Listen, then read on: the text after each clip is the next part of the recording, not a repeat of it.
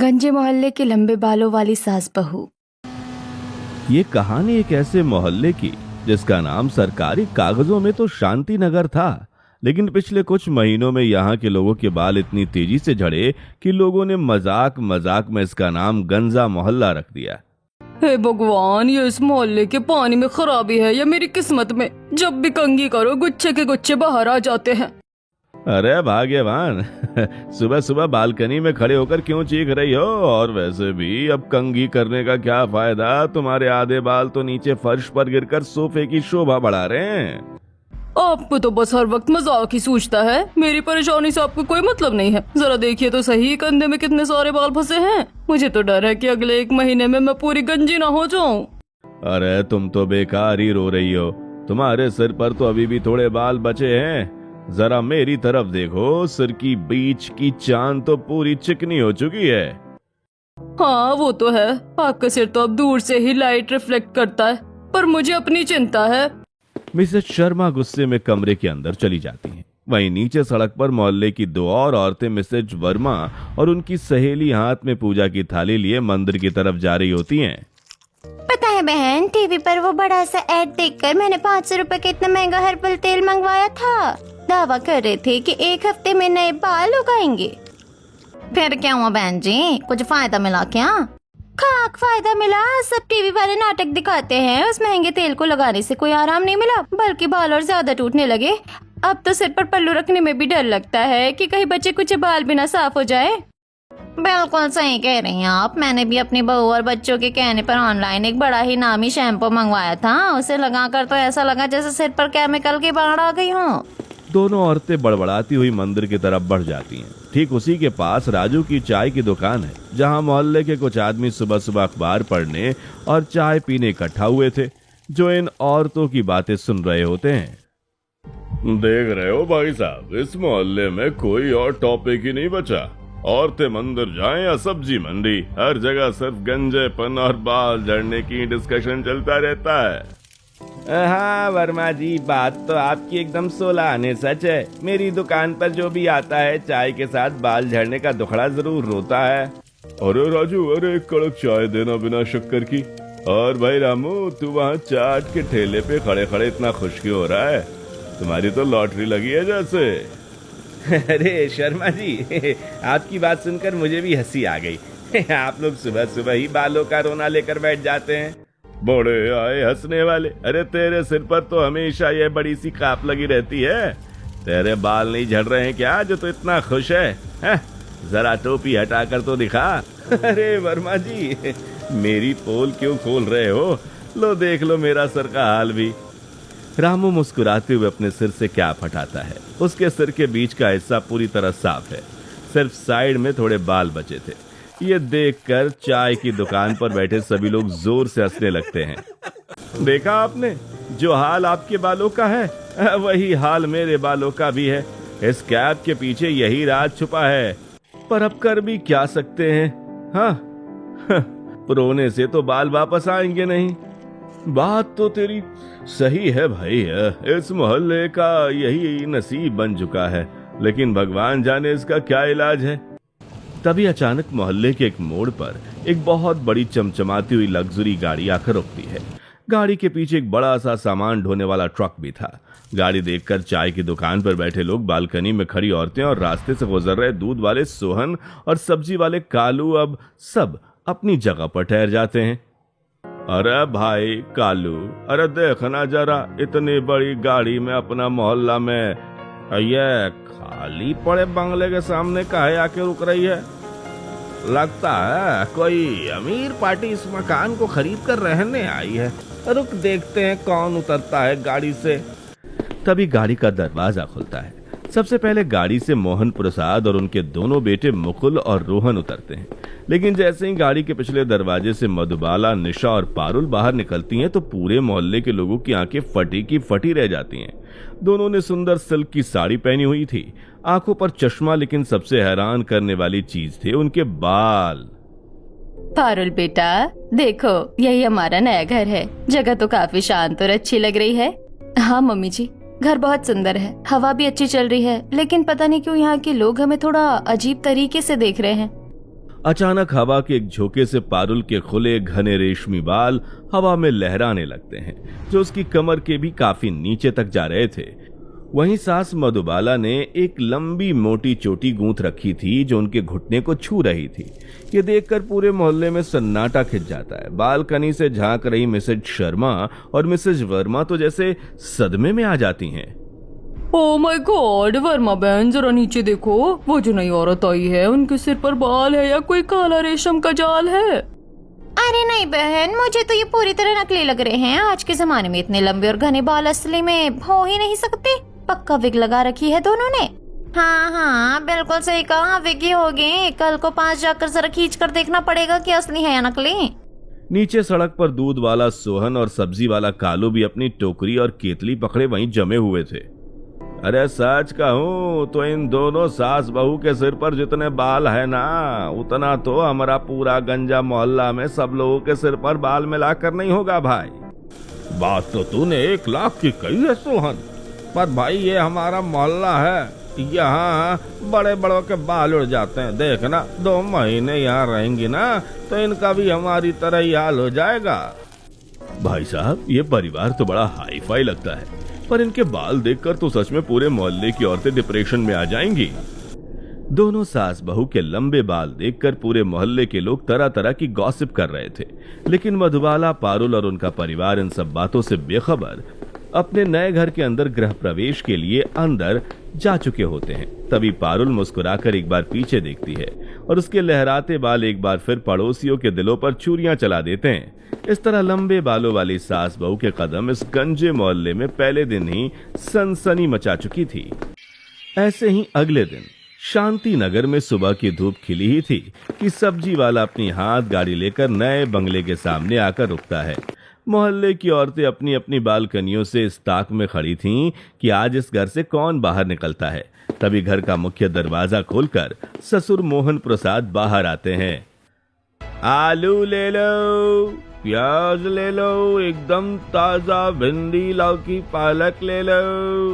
अरे भाई सब्जी वाले, जरा गाड़ी यहाँ रोकना, दिखाना आज क्या क्या ताजा माल लेकर आए हो।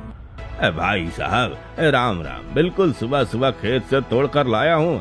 ये देखिए एकदम हरी हरी पालक, मेथी, खीरा, आंवला और नींबू, जो मांगोगे वही मिलेगा। मोहन प्रसाद झुककर सब्जियां देखने लगता है। तभी बंगले के अंदर से सास मधुबाला और बहू पारुल भी बाहर आ जाती हैं। दोनों के बाल आज भी सलीके से बंधे थे। वर्मा बहन जरा जल्दी अपनी बालकनी में आओ, देखो वो नई सास बहू फिर बाहर आई है। आज तो इनके बाल और भी ज्यादा चमक रहे हैं। हाँ बहन, मैं तो कब से देख रही हूँ। इनकी बाल देखकर तो सुबह की चाय भी कड़वी लग रही है। ऐसा लग रहा है जैसे हमारे जले पर नमक छिड़कने के लिए भगवान ने यहाँ भेजा है। हाँ तो अंकल क्या क्या तौल दूं? आधा किलो आलू और 1 किलो प्याज कर दूं? नहीं भैया, आलू प्याज बाद में। पहले आप ये पूरी 5 गड्डी पालक, 3 किलो खीरा, 2 किलो आंवला, ढेर सारा करी पत्ता और नींबू तौल दीजिए। और हाँ बेटा, वो जो टोकरी में ताजी मेथी और चुकंदर रखे हैं वो भी सब के सब तौल लो, कुछ छोड़ना मत। सब्जी वाला इतनी सारी हरी पत्तेदार सब्जियां सुनकर हैरान हो चुका था। उसने अपनी जिंदगी में किसी एक परिवार को एक साथ इतनी हरी सब्जियां खरीदते नहीं देखा था। तभी वहां से मिस्टर वर्मा गुजरते हुए रुक जाते हैं। अरे भाई साहब राम राम, सुबह सुबह इतनी सारी सब्जियां और पत्ता, घर में कोई गाय भैंस पाल रखी है क्या जिसके लिए ये चारा ले जा रहे हैं? अरे नहीं नहीं वर्मा जी, हमारे घर में कोई गाय भैंस नहीं है। ये हरी सब्जियां तो हम इंसानों के खाने के लिए है। इंसानों के लिए इतनी सारी पालक और आंवला? भला कोई एक दिन में इतनी घास फूस कैसे खा सकता है भाई साहब? भाई साहब ये खाने के लिए नहीं बल्कि पीने के लिए है। हमारी बहू पारुल डॉक्टर है ना, वो रोज सुबह हम सबको इन सब चीजों का मिक्स जूस बनाकर पिलाती है। हाँ अंकल, मैं स्किन और हेयर स्पेशलिस्ट डॉक्टर हूँ। हमारे शरीर को और बालों को अंदर से पोषण मिलना बहुत जरूरी है। सुबह का ये वेजिटेबल जूस हमारे रूटीन का सबसे पहला हिस्सा है। अच्छा तो ये राज है।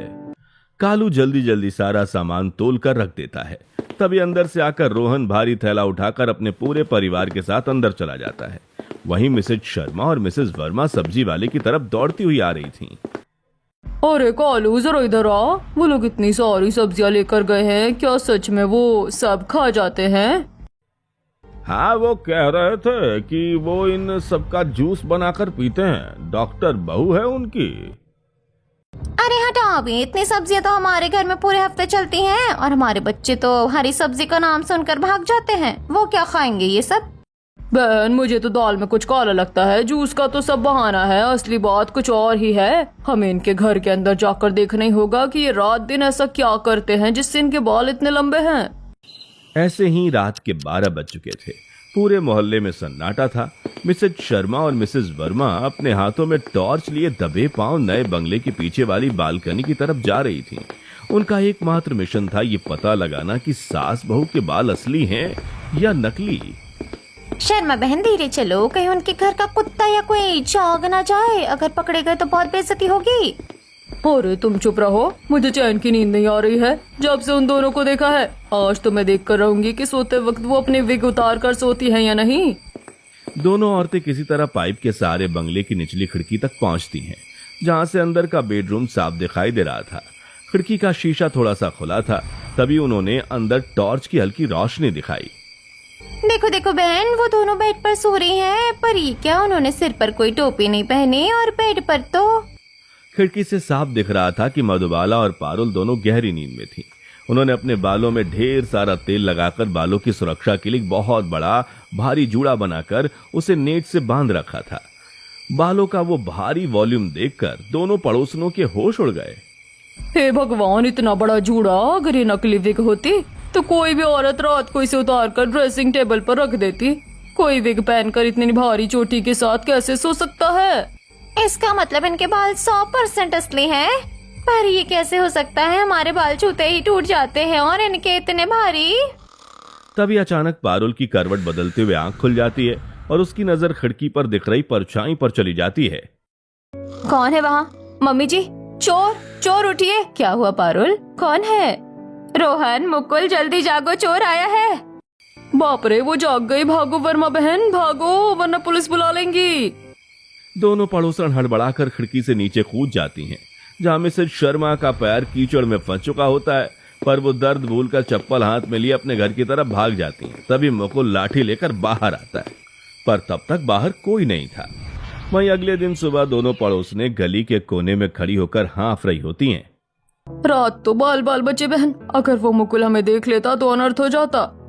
पर एक बात तो साफ हो गई ना, उनके बाल असली है। और यही बात मुझे सबसे ज्यादा चुभ रही है। अगर उनके बाल असली है तो मैं चुप नहीं बैठूंगी। मैं उनके बालों को काट कर छोटा करके रहूंगी ताकि हमारे मोहल्ले में वो अपनी शान न दिखा पाए। हाँ बहन, सही कहा। न रहेगा बांस, न बजेगी बांसुरी। जब बाल ही नहीं रहेंगे तो शो ऑफ किस बात का करेंगी? दोपहर के वक्त एक ऑनलाइन डिलीवरी बॉय बाइक पर 2 बड़े बड़े कट्टे लेकर बंगले के बाहर रुकता है।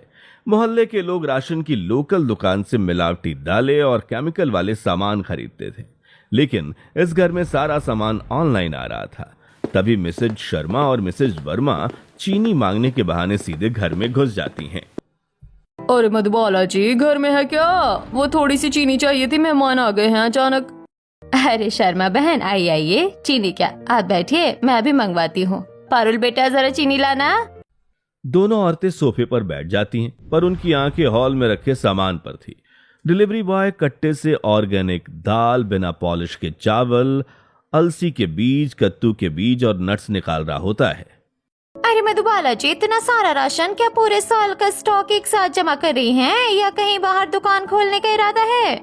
नहीं वर्मा जी, ये तो हमारे सिर्फ 1 महीने का राशन है। हमारी बहू पारुल ने कहा है कि बाजार के केमिकल वाली और पॉलिश की हुई दालें बालों को नुकसान पहुंचाती है, इसलिए हम सिर्फ ऑर्गेनिक सामान ही खाते हैं। तभी पारुल किचन से चीनी का डब्बा लेकर आती है। उसका देवर रोहन और ननद निशा भी वहीं डाइनिंग टेबल पर रखे अंकुरित मूंग और चने खा रहे थे। तभी मिसेज शर्मा की नजर किचन में रखे बड़े से डबल डोर फ्रीजर पर पड़ती है, जिस पर एक बड़ा सा पेपर चिपका था। अरे पारुल बेटा, ये फ्रिज के ऊपर क्या बड़ा सा नक्शा चिपका रखा है तुमने? जरा मैं अभी तो देखूं। आइए आंटी, देख लीजिए। ये कोई नक्शा नहीं है, ये हमारे पूरे परिवार का डाइट चार्ट है। इतना सब हरा भरा कैसे खा लेते हो तुम लोग? आंटी, इसीलिए तो कॉलेज में सब मेरे बालों की तारीफ करते हैं। भाभी की इस डाइट की वजह से हम सबका हार्मोनल बैलेंस एकदम परफेक्ट रहता है। अच्छा, चलो चीनी मिल गई, हम चलते हैं। आप लोग खाइए अपनी ये सूखी दालें और बीज। दोनों औरतें चीनी लेकर जैसे ही घर से बाहर निकलकर गली में आती हैं, उनके चेहरे का रंग बदल जाता है। देखा तुमने वर्मा बहन, कितना घमंड है इन्हें अपनी डाइट पर। ऐसा लगता है खाने की खेती करता है और जो ये खाती है उनके बालों पर उसकी फसल उगाती है। सही कह रही हूँ, मुझे तो इनके बालों को देखकर इतनी जलन होती है कि मन करता है इनकी चोटी पकड़कर जोर से खींच दूं। पर कोई नहीं, सब्जी मंडी वाला प्लान याद है ना, कल सुबह इनका घमंड चूर चूर हो जाएगा। ऐसे ही अगले दिन सुबह मधुबाला और पारुल दोनों हमेशा की तरह कालू की गाड़ी पर सब्जी लेने पहुंचती हैं। उनके ठीक पीछे मिसेज शर्मा चुपचाप खड़ी थीं, जहां मिसेज शर्मा ने हाथ में साड़ी के पल्लू के पीछे एक बड़ी सी लोहे की कैंची छुपा रखी थी। कालू भैया, आज नींबू थोड़े बड़े देना, और पारुल जरा देखना धनिया ताजा है या नहीं। हाँ मम्मी जी, धनिया तो अच्छा है। भैया 1 किलो टमाटर भी तौल देना। जैसे ही पारुल झुककर टमाटर उठाने लगती है, वैसे उनकी लंबी घनी चोटी उसकी कमर से नीचे लटक कर हवा में लहराने लगती हैं। मिसेज शर्मा यही मौका देखकर पीछे से कैंची निकालकर दबे पांव ठीक पारुल के पीछे आ जाती हैं। आज नहीं बचेगी इसके बालों की शान, ये लो। मिसेज शर्मा तेजी से कैंची चला देती हैं, जिस वजह से पारुल के नीचे के करीब 4 इंच लंबे बालों का एक बड़ा सा गुच्छा कटकर सीधे जमीन पर गिर पड़ता है। अरे अरे बाप रे पारुल बेटा, जरा नीचे देखो, ये जमीन पर क्या गिरा है? तुम्हारे बाल। क्या इस मोहल्ले में आकर तुम्हारे बाल भी झड़ने लगे? क्या मेरे बाल? पारुल तुरंत घूमकर जमीन पर देखती है, जहां उसके कटे हुए सुंदर बाल पड़े थे। पारुल की नजर तुरंत मिसेज शर्मा के हाथ की तरफ पड़ती है, जो हड़बड़ाकर कैंची को छुपाने की कोशिश कर रही थीं। पारुल एक डॉक्टर है, जिसकी वजह से वह बालों के झड़ने और कटने का फर्क अच्छी तरह जानती है। ये क्या अनर्थ है? पारुल, तुम्हारे बाल किसने काटे? जरा देखो तो सही, ये सीधे कटे हुए हैं। अरे हमें क्या पता बहन जी, हम तो बस यहाँ खड़े थे, शायद अपने आप ही टूट कर गिर गए होंगे। यहाँ का पानी ही ऐसा है। कोई बात नहीं मम्मी जी, बाल टूटे नहीं है, किसी ने बहुत ही गंदी कैंची से इसे काटा है। पर काटने वाले को शायद ये नहीं पता कि जो बाल अंदर से स्वस्थ होते हैं वो बहुत जल्दी दोबारा लंबे हो जाते हैं। चलिए घर चलें।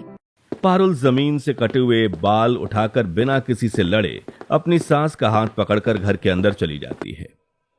अरे बहन, इसने तो कोई हंगामा ही नहीं किया, उल्टा मुस्कुरा कर चली गई। बढ़िया डॉक्टर, देख लेंगे कितने दिन मुस्कुराती है। अभी तो सिर्फ 4 इंच काटे हैं, अगली बार पूरा गंजा ना कर दिया तो मेरा नाम भी शर्मा नहीं। ऐसे ही शाम का वक्त था। मंदिर में घंटियों की आवाज गूंज रही थी। मोहल्ले के सभी लोग वहां इकट्ठे थे। मधुबाला और पारुल भी अपनी लंबी चोटियों को पीछे लहराती हुई भगवान की आरती के लिए आगे खड़ी थीं। शर्मा बहन, आज तो पूरा मोहल्ला यहाँ है, कैंची से काम नहीं बनेगा, कुछ और करना होगा। तुम देखती जाओ, आज मैं इसके इन रेशमी बालों को आग की भेंट चढ़ा दूंगी। ना रहेगा घमंड, ना रहेगी चोटी। जैसे ही आरती शुरू होती है, सब लोग आंख बंद कर लेते हैं। तभी मिसेज शर्मा चुपचाप एक बड़ा सा जलता हुआ दिया हाथ में लेकर पारुल के ठीक पीछे जाकर खड़ी हो जाती हैं। वो दिए की लौ को पारुल के बालों के बिल्कुल करीब लाकर रख देती हैं और 1 सेकंड में ही पारुल के बाल जल जाते हैं। बोलो शंकर भगवान की जय। अब सब लोग आरती ले लीजिए। मम्मी जी, लाइए थाली मुझे दीजिए, मैं आरती ले आती हूँ। ठीक उसी सेकंड पारुल आरती लेने के लिए तेजी से आगे बढ़ने लगती है। उसकी चोटी हवा में लहराकर आगे हो जाती है, जिस वजह से मिसेज शर्मा का संतुलन बिगड़ जाता है और दिए की लौ पारुल के बालों को छूने की बजाय सीधे खुद मिसेज शर्मा के हाथों पर लग जाती है। आउच! ओह माय गॉड, मेरा हाथ जल गया, बचाओ। अरे क्या हुआ आपको? आप आरती के दिए के साथ पीछे क्या कर रही थी? वो कुछ नहीं बहन जी, वो तो बस पीछे खड़ी थी, दिया हाथ से फिसल गया। शर्मा आंटी, जरा हाथ दिखाइए, स्किन थोड़ी लाल हो गई है। मैं डॉक्टर हूँ, मेरे पास बर्न क्रीम है, अभी लगा देती हूँ। नहीं, मुझे तुम्हारी कोई क्रीम नहीं चाहिए, मैं ठीक हूँ। मिसेज शर्मा अपना जलता हुआ हाथ पकड़कर मंदिर से बाहर निकल जाती है। भाई कालू, तूने देखा? अरे शर्मा आंटी तो सीधे दिया लेकर उसके बालों के पीछे पड़ी थी। पक्का जलाने की साजिश थी। हाँ भाई, पर भगवान जिसके साथ हो उसका कोई बिगाड़ नहीं सकता कुछ। पर इन दोनों सास बहू का जिगरा देखो, जरा भी नहीं डरी। अगली सुबह सोहन दूध वाला अपनी साइकिल की घंटी बजाता हुआ आवाज लगाता है, पर इस बार घर से निशा बाहर आती है। दूध ले लो, अरे एकदम गाढ़ा भैंस का ताजा दूध ले लो। भैया, हमारे घर पर दूध की जरूरत नहीं है, हमारे यहाँ कोई दूध नहीं लेता। क्या बात कर रही हो दीदी? इतना बड़ा परिवार और चाय दूध कुछ नहीं बनता है? बिना दूध के कैसे रह लेते हो? सोहन भैया, दरअसल हम लोग घर पर ही सोयाबीन से बना सोया मिल्क और बादाम का दूध यूज करते हैं। वो सेहत और बालों के लिए ज्यादा फायदेमंद होता है। सोया मिल्क ई का भला है? भला सोयाबीन का भी कोई दूध होता है? कितना उलूल जुलूल खाते पीते हो। गाय भैंस का असली दूध छोड़कर पता नहीं क्या क्या पी रहे हो। ऐसे ही सोहन बड़बड़ाता हुआ आगे बढ़ जाता है, जहाँ रास्ते में उसे मिस्टर शर्मा मिलते हैं। क्यों सोहन, अरे नए बंगले वालों ने दूध लिया क्या? हाँ, अरे कहाँ शर्मा जी, वो तो कोई सोया मिल्क पीते हैं, कह रहे थे बालों के लिए अच्छा होता है। पूरा पागल लोग है साहब, खाने में ही सारा पैसा उड़ा देता है। भाई जो भी हो, उनके अजीब खाने पीने की वजह से उनके सिर पर बाल हैं और हमारा असली दूध पीकर भी सिर शीशा बन चुका है। ऐसे ही अगले दिन संडे का दिन था, जहां दोनों सास बहू ने बाल धोने से पहले उन्होंने सिर पर एक खास घरेलू लेप लगाया हुआ था। सब्जी वाला रोज की तरह आवाज लगाने आता है, पर जैसे ही वो बंगले के गेट के पास पहुंचता है, वो अपनी नाक बंद कर लेता है। अरे भाई साहब, कोई है? आज सब्जी लेनी है क्या? नहीं कालू भैया, आज घर में सब बिजी हैं, सब्जी कर लेंगे। तभी कालू खिड़की के अंदर झांकता है, जहां अंदर मधुबाला और पारुल अपने सर पर एक काले हरे रंग का गाढ़ा कीचड़ जैसा लेप लगाकर बैठी हुई थी, जिससे बेहद तेज और अजीब सी गंध आ रही थी। कालू तुरंत भागकर चाय की दुकान पर पहुंच जाता है। अरे शर्मा जी, अरे वर्मा जी, अरे सुनिए तो सही, मैं अभी नए बंगले पर गया था। अंदर से इतनी तेज नाले जैसी बदबू आ रही थी, क्या बताऊं। और वो दोनों सास बहू सिर पर काला काला कीचड़ जैसा लेप लगाकर बैठी थी। क्या कीचड़ का लेप, नाले जैसी बदबू, वो दोनों पक्का कोई जादू टूना करती है, तभी तो पूरे मोहल्ले के बाल उड़ गए और उनके इतने लंबे हैं। हाँ बहन, चलो अभी सामान मांगने के बहाने अंदर चलते हैं और रंगे हाथों पकड़ते हैं जादू टोना करते हुए। दोनों पड़ोसन तुरंत बंगले के अंदर जाने लगती हैं, जहां पारुल और मधुबाला सर पर लेप लगाए हुए लॉबी में बैठी चाय पी रही थीं। अरे बाप रे मधुबाला जी, ये कैसी नाले जैसी बदबू आ रही है आपके घर से? और इस सिर पर क्या कीचड़ थोप रखा है आप दोनों ने? क्या कोई जादू टोना चल रहा है यहाँ? क्या कहा? जादू टोना? शर्मा बहन, जरा तमीज से बात कीजिए। ये हमारा होममेड हेयर मास्क है। इसमें हमने पिसी हुई मेथी, कलौंजी, शिकाकाई, नीम की पत्तियां और खट्टा दही मिलाया है। नीम और कलौंजी की वजह से इसमें थोड़ी तेज महक आ रही है, जिसे अब बदबू कह रही है। पर बाजार में इतने अच्छे अच्छे खुशबूदार तेल और शैम्पू मिलते हैं, आप लोग इतनी अमीर होकर भी ये सब गंदी चीजें सिर पर लगाती हैं, इतनी भी क्या कंजूसी। आंटी, बाजार के खुशबूदार शैम्पू और तेलों में सिर्फ केमिकल्स और आर्टिफिशियल परफ्यूम होते हैं। ये हमारा घरेलू लेप बालों को पॉल्यूशन से बचाता है और जड़ों को मजबूत करता है। पारुल की बात सुनकर दोनों पड़ोसन बड़बड़ाते हुए गली में चलने लगती हैं। अरे छोड़ो बहन, वो तो अपनी बात को सही बताएगी ही, पर मुझे तो अभी भी लगता है कि वो कोई टोना टोटका ही करती है। भला मेथी लगाने से किसी के बाल घुटनों तक लंबे होते हैं क्या? मोहल्ले के पंसारी बनवारी की दुकान पर इन दिनों बड़ी भीड़ थी, क्योंकि मोहल्ले की औरतें बाल झड़ने से परेशान होकर नए नए केमिकल वाले शैम्पू खरीद रही थी। तभी पारुल और मुकुल वहां से गुजरते हुए सब्जी वाले से ढेर सारे ताजे आंवले और करी पत्ते खरीद रहे होते हैं। क्यों डॉक्टर बहू, आज फिर आंवला और करी पत्ता? क्या इसकी चटनी बनाकर खाओगी? नहीं आंटी, चटनी नहीं। आज मैं और मम्मी जी घर पर एक स्पेशल हेयर ऑयल बनाने जा रहे हैं। लो सुनो, बाजार में इतने महंगे और अच्छे तेल मिल रहे हैं और ये घर में तेल जलाएंगी। बंगले के किचन में पारुल और मधुबाला ने लोहे की कढ़ाई चढ़ाकर उसमें शुद्ध नारियल तेल और सरसों के तेल को मिक्स किया। फिर उसमें मेथी दाना, अलसी, कटे हुए आंवले, करी पत्ता और रोजमेरी की पत्तियां डालकर उसे धीमी आंच पर पकाने लगती हैं, जिससे पूरा घर एक आयुर्वेदिक महक से महक उठता है। देखो पारुल, तेल का रंग एकदम हरा हो गया है। अब इसे ठंडा करके हम कांच की बोतल में छान लेंगे। हाँ मम्मी जी, और इसके साथ ही मैंने जो रोजमेरी वाटर से हेयर सीरम बनाया है वो भी तैयार है। इसे लगाने से पॉल्यूशन का असर बालों पर बिल्कुल नहीं होगा। अगले दिन सुबह घर के जेंट्स यानी मुकुल, रोहन और ससुर भी सिर पर वही तेल और हेयर मास्क लगाकर बालकनी में बैठे चाय पी रहे थे। तभी रास्ते से मिस्टर शर्मा और मिस्टर वर्मा गुजरते हुए ये सब देख लेते हैं। अरे देखो तो सही भाई साहब, इनके घर के आदमी तो औरतों की तरह सिर पर लेप और मास्क लगाए बैठे हैं। इन अमीरों के भी क्या अजीब चौचले हैं।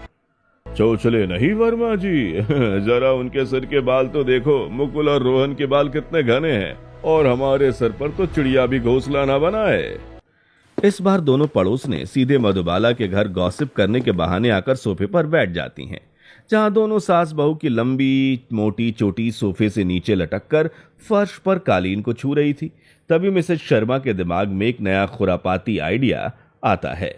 वर्मा बहन, आज मैं इनकी चोटी के ऊपर ही बैठ जाऊंगी। जैसे ये खड़ी होगी उसके बाल जड़ से उखड़ जाएंगे। देखते हैं कितने मजबूत है इसके बाल। अरे बहन, ऐसा मत करो, बहुत दर्द होगा उसे। तुम चुप रहो। मिसेज शर्मा धीरे धीरे आगे आकर मधुबाला की लंबी चोटी के निचले हिस्से के ऊपर पूरा वजन डालकर सोफे पर बैठ जाती हैं, जहां मधुबाला को इस बात का अंदाजा नहीं था। तभी अंदर से पारुल जूस के ग्लास लेकर आती है। लीजिए आंटी, जूस पीजिए। मम्मी जी जरा उठना, वो अलमारी की चाबी देना। हाँ, अभी देती हूँ। मधुबाला जैसी ही तेजी से खड़ी होती है, उनके बाल पर एक जबरदस्त खिंचाव पड़ता है, लेकिन पारुल की प्रोटीन रिच डाइट और होम मेड तेल की वजह से मधुबाला के बाल इतने मजबूत थे कि एक भी बाल नहीं टूटते। उल्टा मिसेज शर्मा झटका खाकर सोफे से नीचे फर्श पर गिर पड़ती हैं। आउच, मेरी कमर है, बाप रे बाप। अरे शर्मा बहन, ये क्या, आप फर्श पर कैसे गिर गई? और आप मेरी चोटी के ऊपर बैठी थी क्या? अरे नहीं बहन जी, सॉरी, गलती से मुझे दिखा नहीं। वो क्या है ना, हमारे बाल तो छोटे छोटे हैं, तो हमें इस तरह नीचे देखकर बैठने की आदत नहीं है। मुझे चक्कर आ गया था शायद। कोई बात नहीं आंटी, पर हमारे बाल अंदर से बहुत स्ट्रॉन्ग है, ये इतनी आसानी से नहीं टूटते। लीजिए, थोड़ा जूस पी लीजिए, चक्कर ठीक हो जाएगा। एक बार फिर उनका यह प्लान भी बुरी तरह फेल हो जाता है। ऐसे ही कुछ दिन बीतते हैं और एक सुबह पारुल अपने बगीचे में लगे पौधे को पानी दे रही थी। तभी वो एक बहुत ही अजीब चीज नोटिस करती है। पौधों की हरी हरी पत्तियां अजीब तरीके से काली पड़ चुकी होती हैं और उन पर एक अजीब सी केमिकल की परत जमी थी। ये क्या है? कल तक तो ये पत्तियां बिल्कुल हरी थी, आज इन पर ये काली परत कैसी? ये तो भारी पॉल्यूशन की लेयर है। क्या हुआ पारुल बेटा, इतनी परेशान क्यों हो? मम्मी जी जरा इन पौधों को देखिए, इस मोहल्ले की हवा में बहुत ही खतरनाक केमिकल घुला हुआ है। अब मुझे समझ आया कि इस पूरे मोहल्ले के लोगों के बाल इतनी तेजी से क्यों झड़ रहे हैं। ये पानी की नहीं बल्कि हवा की खराबी है। पारुल तुरंत मुकुल और रोहन को साथ लेकर मोहल्ले के ठीक पीछे वाले इलाके की तरफ चली जाती है। वहां जाकर वो देखते हैं कि एक बहुत बड़ी कपड़े डाई करने वाली फैक्ट्री चल रही थी। उस फैक्ट्री के चिमनी से बिना किसी फिल्टर के एक काला जहरीला धुआं लगातार निकल रहा था और वही धुआं पूरे शांति नगर की हवा को जहरीला बना रहा था। ओह माय गॉड, इस फैक्ट्री में कोई भी पॉल्यूशन की शील्ड या चिमनी फिल्टर यूज नहीं हो रहा है। ये सीधे लोगों की स्किन और बालों को बर्बाद कर रहा है। हमें इसके मालिक से बात करनी होगी। पारुल, मधुबाला, मुकुल और मोहल्ले के कुछ पुरुषों को साथ लेकर फैक्ट्री मालिक के केबिन में पहुंचती हैं, जहां मालिक आराम से कुर्सी पर बैठा सिगार पी रहा था। हाँ भाई, क्या बात है? तुम सब लोग यहाँ झुंड बनाकर क्यों आए हो? मेरा काम डिस्टर्ब मत करो। मिस्टर मालिक, आपकी इस फैक्ट्री से निकलने वाला जहरीला केमिकल और धुआं पूरे शांति नगर की हवा को बर्बाद कर रहा है। यहाँ के बच्चों से लेकर बुजुर्गों तक के बाल झड़ चुके हैं और स्किन इन्फेक्शन हो रहा है। आपको तुरंत अपनी चिमनी में पॉल्यूशन फ्री शील्ड लगानी होगी। अरे ओ मैडम, डॉक्टर होगी तुम अपने घर की, मुझे बड़ी बड़ी बातें मत सिखाओ। ये फैक्ट्री पिछले 10 सालों से ऐसी ही चल रही है, आज तक किसी को कोई दिक्कत नहीं हुई और तुम आज आई हो मुझे कानून सिखा रही हो। मैं ऐसा कुछ नहीं करने वाला, जो करना है कर लो। अरे कैसे नहीं करोगे भाई साहब? हमारे सर की चांद तुम्हारी वजह से चिकनी हुई है। देखिए, अगर आपने कल सुबह तक अपनी फैक्ट्री में चिमनी फिल्टर और पॉल्यूशन शील्ड इंस्टॉल नहीं की तो मैं सीधे पॉल्यूशन कंट्रोल बोर्ड और मेडिकल काउंसिल से आपकी लिखित कंप्लेंट कर दूंगी। कल ही ऊपर से सरकारी टीम आएगी और आपकी इस अवैध फैक्ट्री पर हमेशा के लिए ताला लग जाएगा। क्या क्या? सरकारी टीम ताला? अरे मैडम गुस्सा मत होइए, आप तो सीरियस हो गई। मैं बिल्कुल सीरियस हूँ, फैसला आपके हाथ में है। फैक्ट्री चलानी है तो नियमों का पालन करना होगा। ठीक है, मैं आज ही चिमनी में फिल्टर और शील्ड लगवा देता हूँ, प्लीज कंप्लेंट मत करना। जिसके बाद फैक्ट्री मालिक ने भी अपनी चिमनी पर फिल्टर लगा दिया था, जिससे धुआं साफ हो चुका था और तभी पूरे मोहल्ले के लोग वहां इकट्ठा हो जाते हैं। मोहल्ले वालों, आज हमारी बहू पारुल की वजह से उस फैक्ट्री का जहरीला धुआं बंद हो गया है, लेकिन जो नुकसान आपके बालों को हो चुका है। पर डॉक्टर साहिबा, हमारे बाल तो जा चुके हैं, तो क्या ये कभी वापस आ सकते हैं? हमें बहुत शर्मिंदगी होती है बाहर जाने में। बिल्कुल आ सकते हैं शर्मा अंकल, आपके बाल पूरी तरह मरे नहीं हैं, पर पॉल्यूशन और केमिकल शैम्पू की वजह से सो गए हैं। आज से आप सब बाजार के केमिकल वाले शैम्पू और तेल बिल्कुल बंद कर दीजिए। पारुल और मधुबाला मिलकर मंच पर बड़ी बड़ी बोतलें रखती हैं, जिनमें उन्होंने घर पर बनाया हुआ हर्बल शैम्पू और मैजिकल हेयर ऑयल भरा था। ये शैम्पू हमने ब्रीठा, शिकाकाई और आंवले से बनाया है और ये तेल मेथी, अलसी और रोजमेरी का है। मैं आप सबको एक एक बोतल मुफ्त में दे रही हूँ। इसके साथ ही आप सबको ये डाइट चार्ट भी फॉलो करना होगा। शरीर के अंदर प्रोटीन जाना बहुत जरूरी है। पर वर्मा बहन, हमने तो इनके बाल काटने और जलाने की कोशिश की थी, फिर भी ये हमारे लिए इतनी मेहनत कर रही है। मुझे अपने किए पर बहुत शर्म आ रही है। हाँ बहन, मुझे भी। ये लोग घमंडी नहीं है, ये तो सच में बहुत अच्छे लोग हैं। ऐसे ही समय बीतता है। देखते ही देखते 6 महीने बीत चुके थे। आज का दिन शांति नगर के लिए बहुत बड़ा था। राजू की चाय की दुकान पर वही भीड़ थी, पर आज नजारा बिल्कुल बदला हुआ था। अरे राजू, कड़क चाय देना जरा। और भाई रामू, आज तूने अपने सिर पर कैप क्यों नहीं पहनी? अरे शर्मा जी, देखिए मेरे सिर पर काले घने बाल वापस आ गए। ये सब डॉक्टर बहू और उस मेथी वाले तेल का कमाल है। और शर्मा जी, जरा अपनी तरफ भी देखिए। आपकी वह चिकनी चांद पर भी छोटे छोटे काले बाल लहराने लगे हैं। तभी सामने से मिसेज शर्मा और मिसेज वर्मा आ रही थी।